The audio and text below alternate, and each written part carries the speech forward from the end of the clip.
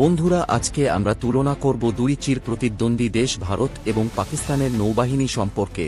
সমুদ্রে কার শক্তি বেশি, কে প্রযুক্তিতে এগিয়ে।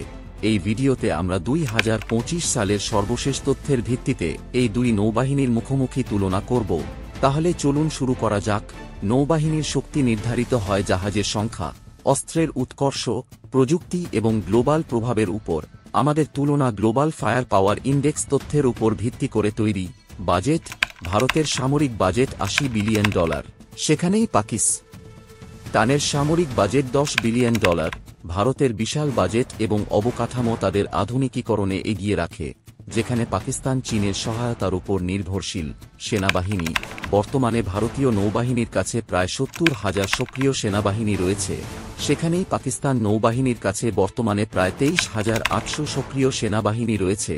জাহাজের সংখ্যা: ভারতের নৌবাহিনীর হাতে 294টি যুদ্ধ জাহাজ আছে, যার মধ্যে 2টি এয়ারক্রাফট ক্যারিয়ার, 13টি ডেস্ট্রয়ার, 14টি ফ্রিগেট, 18টি করভেট এবং 19টি সাবমেরিন রয়েছে, যার মধ্যে 2টি নিউক্লিয়ার পাওয়ার যুক্ত সাবমেরিন।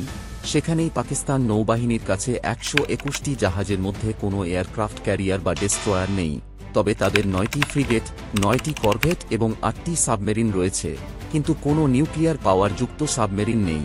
জাহাজের সংখ্যায় ভারত স্পষ্টভাবে এগিয়ে। এয়ারক্রাফট ক্যারিয়ার ভারতকে গভীর সমুদ্রে শক্তি প্রয়োগের ক্ষমতা দেয়, যা পাকিস্তানের নেই। প্রযুক্তি ও অস্ত্র: ভারতের নৌবাহিনী ব্রহ্মোস সুপারসনিক ক্রুজ মিসাইল এবং বারাক-8 এয়ার ডিফেন্স সিস্টেম ব্যবহার করে, যা পাকিস্তানের বাবর ক্রুজ মিসাইল মোকাবিলার জন্য তৈরি। সেখানেই পাকিস্তানের নৌবাহিনী হারপুন এবং বাবর মিসাইলের উপর নির্ভরশীল। তাদের মিসাইল সিস্টেম উপকূলীয় প্রতিরক্ষায় কার্যকর, তবে গভীর সমুদ্রে সীমিত। বিমান শক্তি: ভারতের নৌবাহিনীর কাছে 75টি যুদ্ধবিমান রয়েছে, যার মধ্যে মিগ-29 ফাইটার জেট এবং P-8I পোসাইডন সামুদ্রিক নজরদারি ও সাবমেরিন ধ্বংসকারী বিমান রয়েছে। বিমানবাহী রণতরী থেকে এই বিমানগুলো দূরপাল্লার অপারেশন চালাতে পারে। সেখানেই পাকিস্তানের নৌবাহিনীর কাছে মাত্র 8টি যুদ্ধবিমান এবং ATR-72, যা মূলত টহল ও নজরদারির জন্য।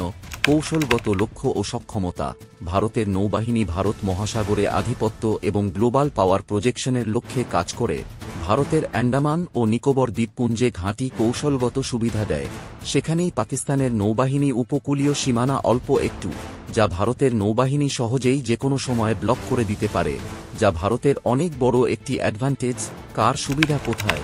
ভারতের এয়ারক্রাফট ক্যারিয়ার, বড় জাহাজের সংখ্যা, উন্নত প্রযুক্তি এবং গ্লোবাল মোতায়েন ক্ষমতা। ভারত মহাসাগরে ভারতের আধিপত্য সুস্পষ্ট, সেখানেই পাকিস্তানের উপকূলীয় প্রতিরক্ষায় দক্ষতা এবং চীনের সহায়তায় আধুনিকীকরণ হয়েছে। তো বন্ধুরা, 2025 সালে ভারতীয় নৌবাহিনী সংখ্যা, প্রযুক্তি এবং গ্লোবাল ক্ষমতায় পাকিস্তানের চেয়ে অনেক এগিয়ে। আপনার মতে কোন নৌবাহিনী বেশি শক্তিশালী? কমেন্টে করে জানান। ভিডিও পছন্দ হলে লাইক, শেয়ার এবং সাবস্ক্রাইব করুন। পরবর্তী ভিডিওতে আবার দেখা হবে। ধন্যবাদ।